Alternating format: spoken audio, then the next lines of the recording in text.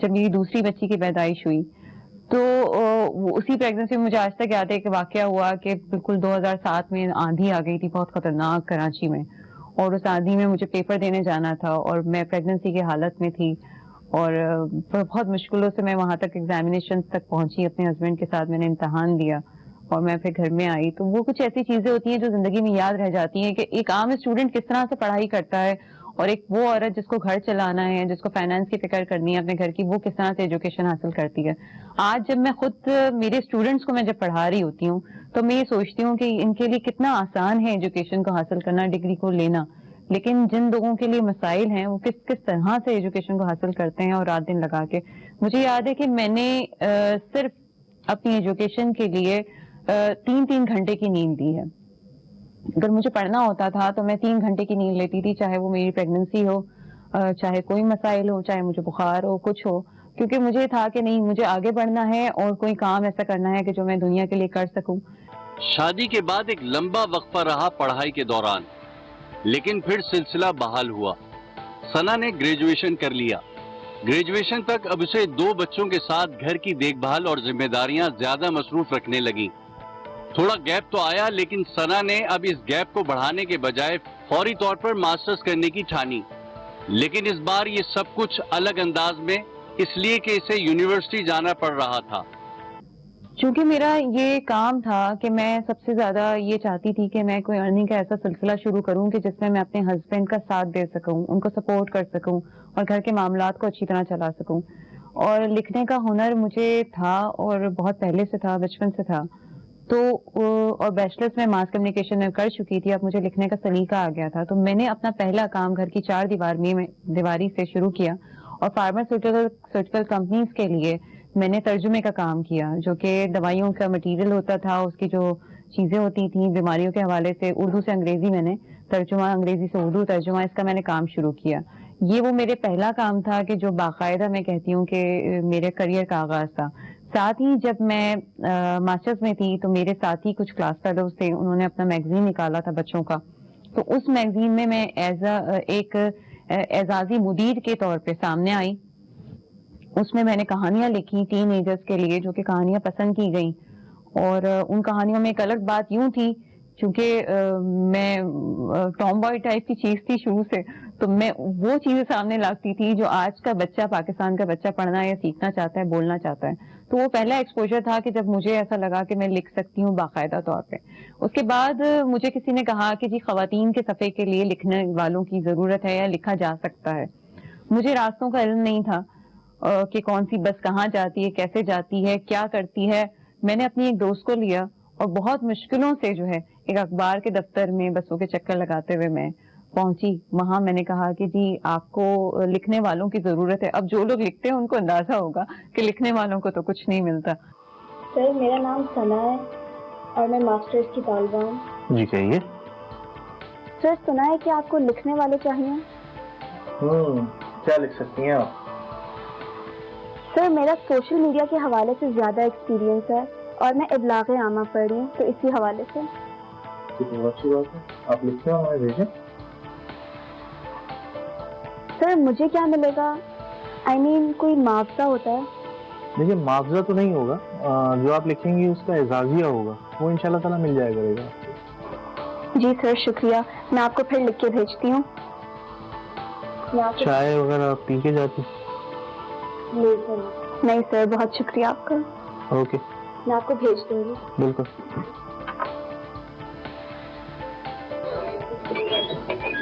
کانگریس ثنا, اتنی محنت کی ہے تم نے, تھینکس گاڈ تمہیں جاب ہو گئی. پلیز رہے تمہارے ساتھ, اللہ تمہیں بہت کامیابی دے. اب چونکہ میں باقاعدہ لکھنا شروع ہو گئی تھی اور اب کالمز جو تھے وہ خواتین سے نکل کے اب سیاست پہ آ چکے تھے, معاشرے پہ آ چکے تھے, بولنا آ گیا تھا, سوشل میڈیا کا پلیٹ فارم میرے پاس موجود تھا, تو لوگوں نے مجھے جاننا شروع کیا. سوشل میڈیا پہ ایک نام ہو گیا, میری تحریروں کو پڑھا جانے لگا. اس کے بعد ایسا ہوا کہ میں نے کسی ادارے میں سی وی نہیں دی تھی, لیکن ایسے ہی کسی ایک دوست نے بات کی تھی, ایک چینل لانچ ہوا تو وہاں پہ جاب کے لیے, تو وہاں اچانک سے آفر آ گئی کہ مجھے کال ہوئی انٹرویو کی. اب جب کال ہوئی تو ہمیں سمجھ نہیں آیا کہ اب کرنا کیا ہے, یہ کیا ہوگا اور کس طرح سے جاب ہوگی, لیکن ہمیں اتنا پتا تھا کہ ہمیں بولنا آتا ہے, تو ہم وہاں جاب کے لیے پہنچ گئے. ہمیں نہیں پتا تھا کہ ہمیں اچانک سے پہلی نوکری جو ہے وہ ایک اینکر پرسن کے طور پر کرنٹ افیئر کے پروگرام کے لیے مل جائے گی, لیکن بہت سے انٹرویوز ہوئے کیونکہ نیا چینل تھا. آخر میں بہت دنوں بعد کال آئی کہ جی ثنا غوری آپ کو ہم جو ہے ہمارے پروگرام کے لیے ہم آپ آئیں اور ہم آپ کو رکھنا چاہتے ہیں, آپ کا یہ شو ہے.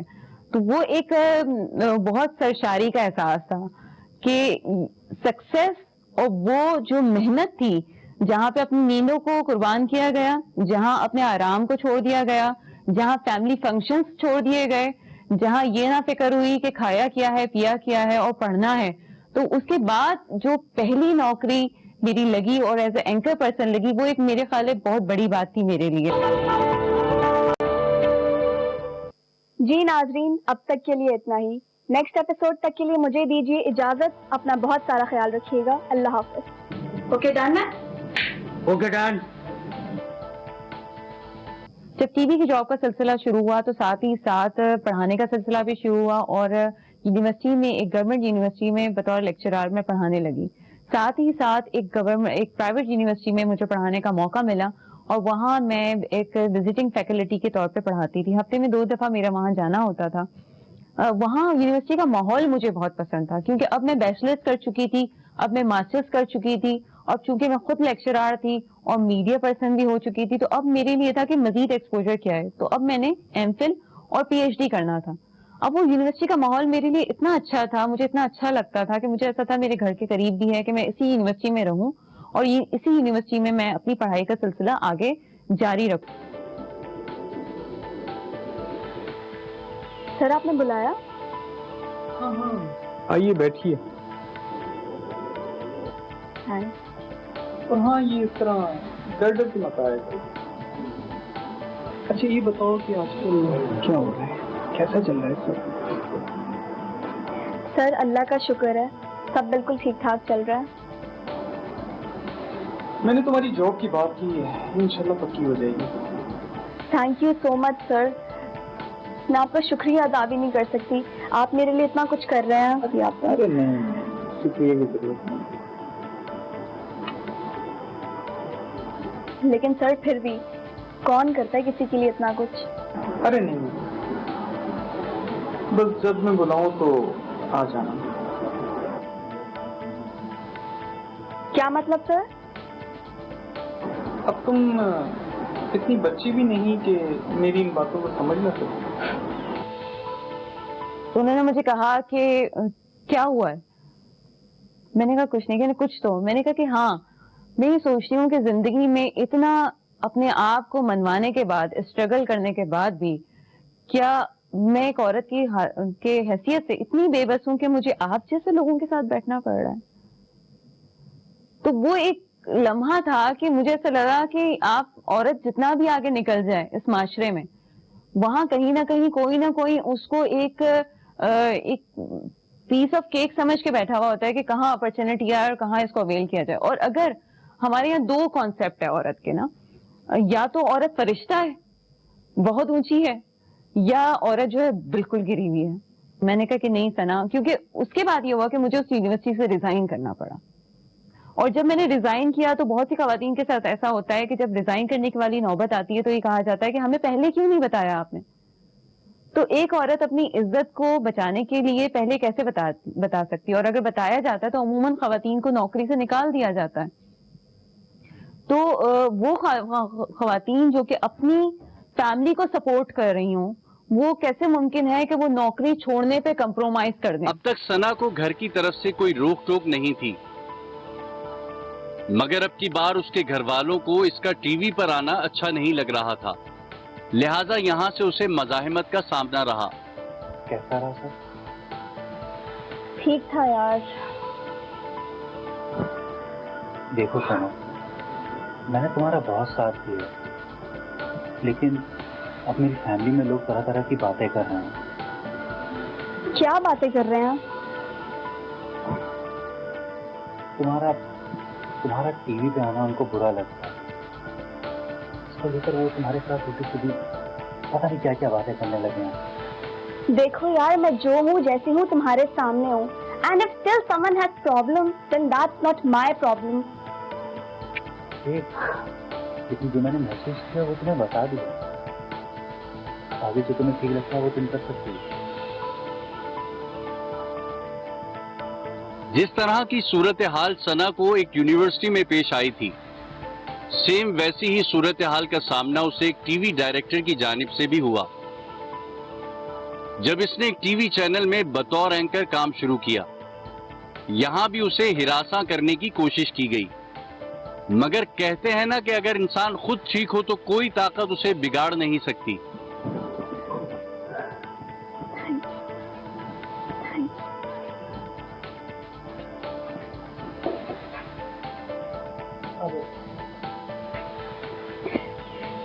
سر کیسا ہوا؟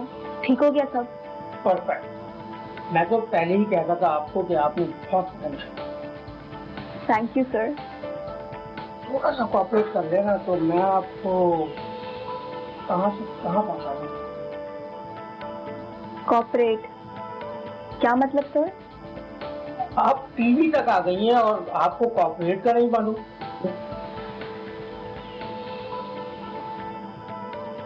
پہلے اندازہ نہیں تھا لیکن آپ کے زوم آئینی جملے سے مجھے بالکل اندازہ ہو گیا ہے. بھاڑ میں جائیں آپ اور آپ کا یہ کام. اپنے پاس ہی رکھیں آپ سب کچھ. میڈم میرا کہنے کا مطلب میڈم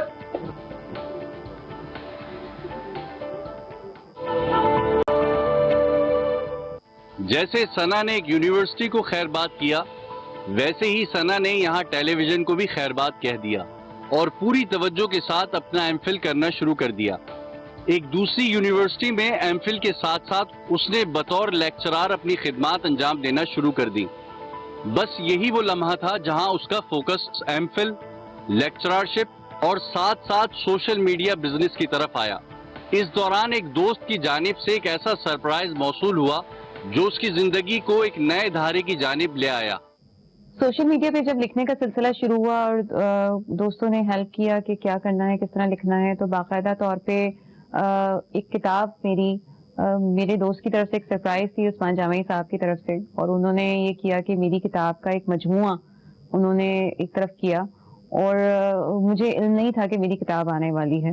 تو وہ میرے لیے ایک میری دوست کی طرف سے سرپرائز تھا جو کہ مجھے ہمیشہ یاد رہتا ہے.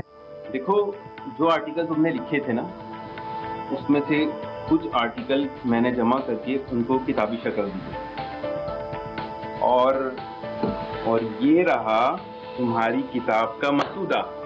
کیا؟ تمہاری کتاب یار، اور کیا. I mean, wow great. یہ اب تک کا سب سے بڑا سرپرائز ہے.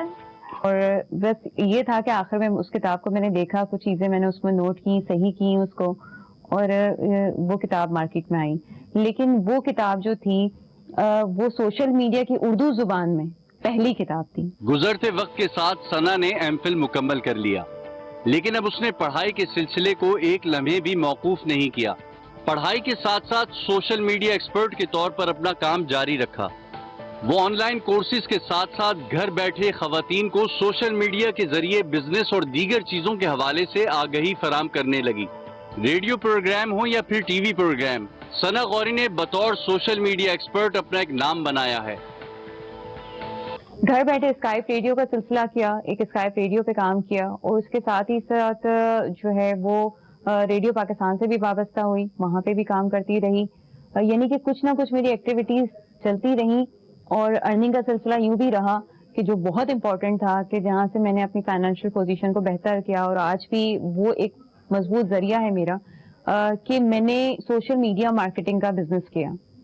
میں نے اپنی پوری ٹیم بنائی اور ٹیم کے ساتھ میں مختلف ان سے رابطے میں رہتی تھی سوشل میڈیا مارکیٹنگ بزنس کے لیے، اور میں ہر شخص سے اپنا اپنا کام کرواتی تھی، اور میں ان کو بھی دے رہی تھی، پے بھی کر رہی تھی، خود بھی ارن کر رہی تھی. تو اس طرح سے میرا ایک سلسلہ جو ہے وہ اسٹارٹ ہو گیا. یعنی کہ وہ سلسلہ جہاں پہ میں نے یا تو اصول پہ سودا نہیں کیا، یا وہ سلسلہ کہ جہاں پہ میں نے اپنی عزت پہ حرف نہ آنے دیا، لیکن اللہ تعالیٰ نے میرے ساتھ یوں دیا کہ میں نے سوشل میڈیا مارکیٹنگ کا بزنس اسٹارٹ کیا اور اس سے اپنی ارننگ کا ذریعہ بنایا.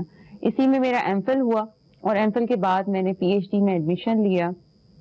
پی ایچ ڈی ایڈمیشن کے ساتھ ہی جو ہے وہ میری بچوں کے لٹریچر میں نے کام کرنا شروع کیا. اب اللہ کا شکر ہے میرا ایم فل ہو چکا ہے, پی ایچ ڈی میرا بس ختم ہونے کو ہے, اور ساتھ ہی ساتھ اب بھی میری انکم کا بڑا ذریعہ جو ہے وہ سوشل میڈیا مارکیٹنگ ہے, اور میں اس کا بزنس کرتی ہوں.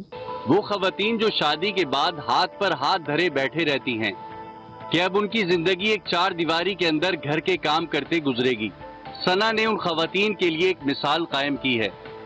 انٹرمیڈیٹ میں شادی ہوئی, لیکن اس نے بچوں کی پیدائش کے بعد پڑھائی شروع کی, اور آج وہ ایک research scholar, social media expert کے طور پر سب کے سامنے ہے.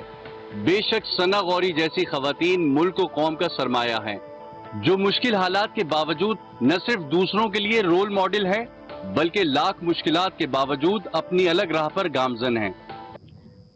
ہمارا مسئلہ یہ ہے کہ ہم یہ سمجھتے ہیں کہ عورت کمزور ہے, عورت کچھ نہیں کر سکتی, عورت کے پاس صلاحیت نہیں ہے, یا خواتین خود یہ سمجھتی ہیں کہ ان کے پاس مواقع نہیں ہے تو کچھ نہیں ہو سکتا.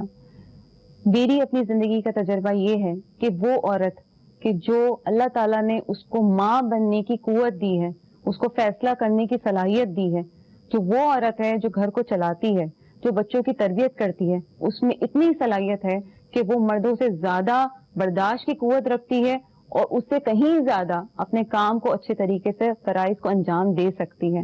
لیکن ہاں, فطرت نے جس طرح سے عورت کو بنایا اور مرد کو بنایا, دونوں کے فطری تقاضوں کو ہم نہیں بھول سکتے. عورت جو ہے وہ فطری طور پہ کمزور ہوگی, لیکن جسمانی طور پہ, ذہنی طور پہ ہرگز نہیں. وہ ذہنی طور پہ بہت اسٹرانگ ہے, اپنے فیصلے لے سکتی ہے, نہ صرف فیصلے لے سکتی ہے بلکہ پورے خاندان کو چلا سکتی ہے, اور نہ صرف خاندان کو بلکہ قوموں کی پہچان بھی بن سکتی ہے.